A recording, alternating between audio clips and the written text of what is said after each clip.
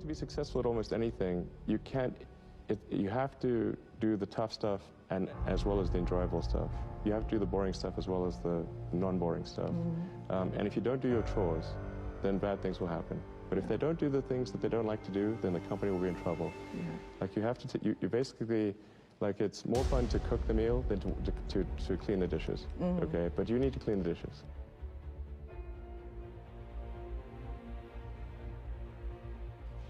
Well, first of all, I'd say I actually think I feel fear quite strongly. So it's not as though I just have the absence of fear. I feel it quite strongly. But there are just times when something is important enough, you believe in it enough that you do it in spite of the fear. People shouldn't think, well, I feel fear about this and therefore I shouldn't do it. It's normal to feel fear. When starting SpaceX, I thought the odds of success were less than 10%. And I just accepted that actually probably I would just lose everything. But that maybe would make some progress. If we could just move the ball forward, even if we died, maybe some other company could pick up the baton and keep moving it forward, so that we'd still do some good. Yeah, same with Tesla. I thought the odds of a car company succeeding were extremely low.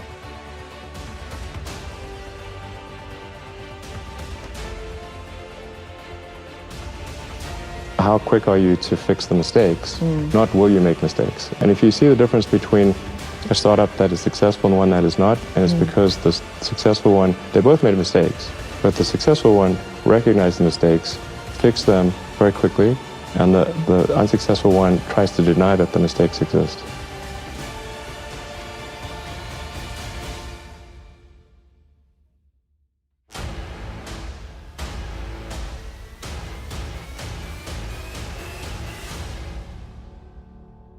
I learned it when I was studying physics. In physics, you're taught to always question yourself. You're taught to always assume that you're wrong, not assume that you're right, and you have to prove yourself not wrong. And so I think that physics framework is really where I learned it, and it's very effective for learning counterintuitive things that aren't obvious. If you only do things that are certain to succeed, then you're only going to be doing very obvious things. Definitely advise people who are starting a company to expect a long period of quite high difficulty. But I mean, as long as people stay super focused on creating the absolute best product or service that really delights their end customer, if they stay focused on that, then if you get it such that your customers want you to succeed, then you probably will.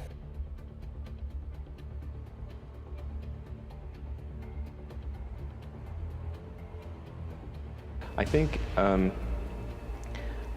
certainly being focused on something that you're confident will have high value to someone else, and just being really rigorous in making that assessment, because people tend to, a natural human tendency is wishful thinking.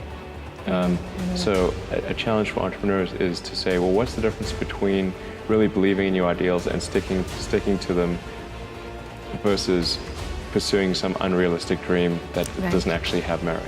And that is a really difficult thing to tell. Can you tell the difference between those two things? You know? So you need to be sort of very rigorous in your self-analysis. I think certainly extremely tenacious, and then just work like hell. I mean, you just have to put in, 80 to 100 hour weeks every week.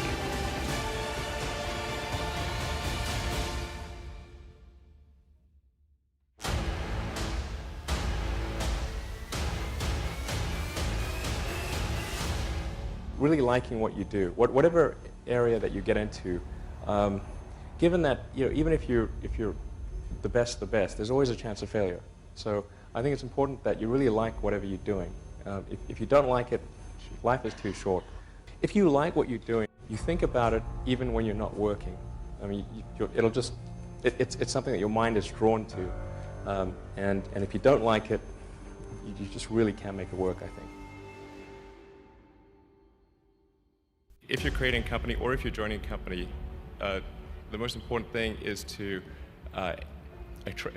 attract great people. So either join a group that's amazing, that you really respect, or if you're building a company, you've got to gather great people. I mean, all a company is a group of people that have gathered together to create a product or service. And so depending upon how talented and hardworking that group is, and the degree to which they are focused cohesively in a good direction, that will determine the success of the company. So do everything you can to gather great people if you're creating a company.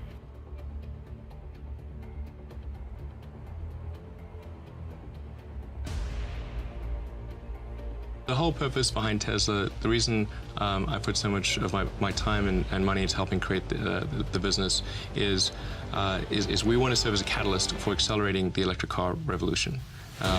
The price of gas at the pump does not reflect the true cost of gasoline because you have a consumption of a public good. It's one of the most, it's really a common problem in economics. You have the same thing in fishing, where because there's no cost to fishing stocks, people just overfish, and you have disaster that ensues. Right. And here we're not paying for the cost of the CO2 concentration in the oceans and atmospheres. We're not paying for all the ancillary effects, the wars and all the other things at the gas pump. So you effectively have a subsidy taking place at the gas pump because of that.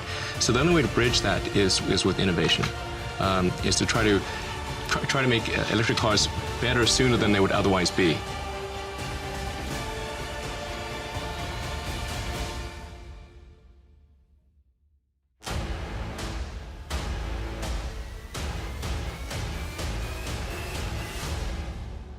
You've got to make sure that whatever you're doing is a great product or service. It has to be really great. And I go back to what I was saying earlier, where if you're a new company, I mean, unless it's like some new industry or new market that, if it's an untapped market, then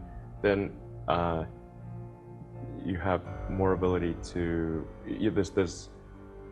the standard is lower for your product or service. But if you're entering anything where there's an existing marketplace against large entrenched competitors, then your product or service needs to be much better than theirs. It can't be a little bit better, because then you put yourself in the shoes of the consumer and they say, why would you buy it as a consumer? You're always going to buy the trusted brand unless there's a big difference. So a lot of times, entrepreneur will come up with something which is only slightly better. And it can't just be slightly better. It's got to be a lot better. Now is the time to take risk. You don't have kids. As you get older, your obligations increase. So and once you have a family, you start taking risk not just for yourself, but for your family as well. It gets much harder to do things that might not work out.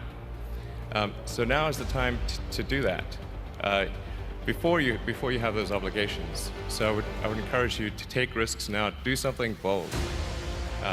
You won't regret it. Depending upon how well you want to do, particularly if you're starting a company, you need to work super hard. So what does super hard mean? Well, when my brother and I were starting our first company, instead of getting an apartment, we just rented a small office and we slept on the couch.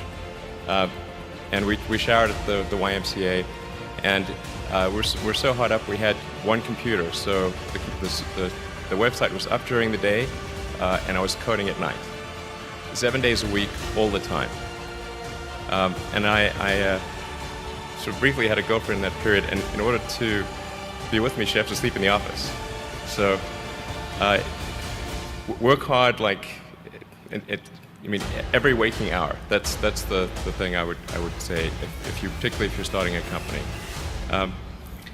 And I mean, if you do simple math, you say like, okay, if somebody else is working 50 hours and you're working 100, you'll get twice as much done in the course of a year as the other company.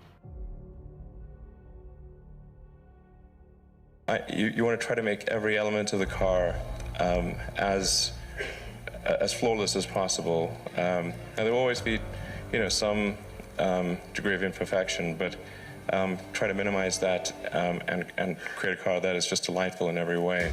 And I think if you do that, then the rest kind of takes care of itself.